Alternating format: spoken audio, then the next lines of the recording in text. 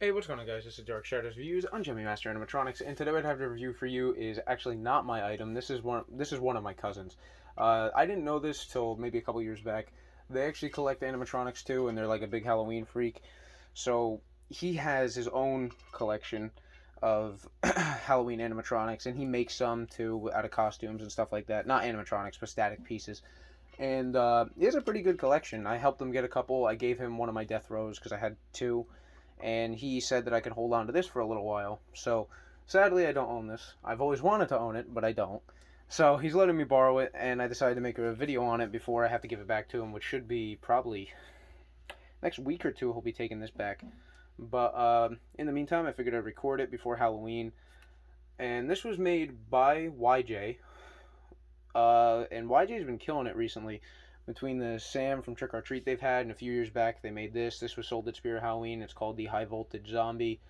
I believe it retailed for $300, and the reason why I didn't buy it was because at the time I said to my father, hey, we should get it, and he said no, it's too expensive and it looks stupid.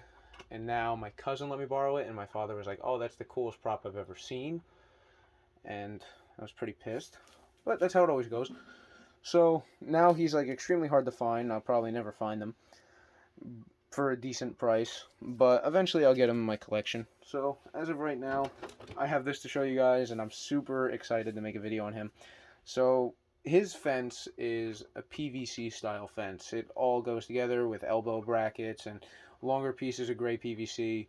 The what is supposed to be chain link is kind of like a plasticky rubber piece that is rolled up in the box. You unroll it and they give you black zip ties.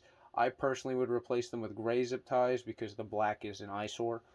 But then you zip tie that on, and his base is a giant piece of metal, and it's good quality for $300 in today's day.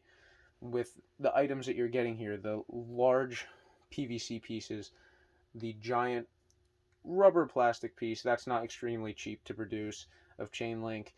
They give you that giant metal base, and the shoes aren't even cheap plastic for being. I think this came out in 2017. I think uh, they're they're almost like pleather. They're a rubber, thick rubber shoe. His clothes aren't super thin.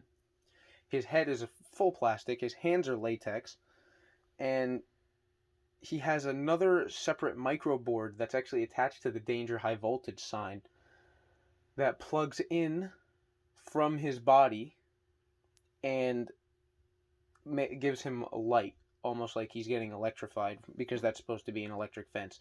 The only thing I don't like about this prop is if you could uh, find other pieces of that fake chain link that look like it, or just get real chain link and build another one of these fake fences to go alongside on either side to kind of have three pieces, or if you have somewhere like an alleyway or something, you can put it between so it looks like there is actually meant to be a fence there, because this standing alone doesn't really make sense.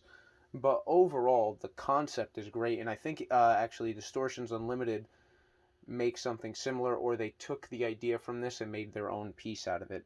So this has kind of, in my opinion, more of an original prop for a budget animatronic company to make. Because YJ, Jemmy, all them, let's face it, they're all budget animatronics. They're not anything major. But overall, the concept was great. The quality's good for today's day, and the price was fairly decent. So without further ado, let me go up to him and activate him because I don't think he's going to go off from sound. But let me try it real quick. No, he doesn't. So let's go up to him and activate him. He should be on sensor. Give me 1 second. Maybe he's not.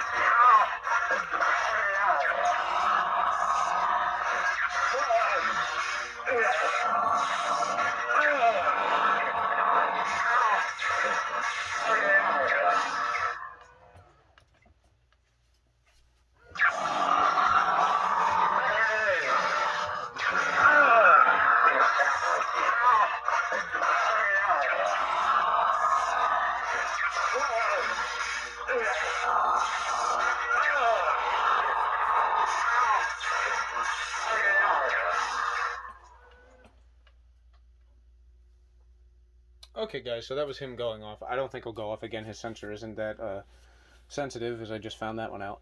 But yeah, he's really cool.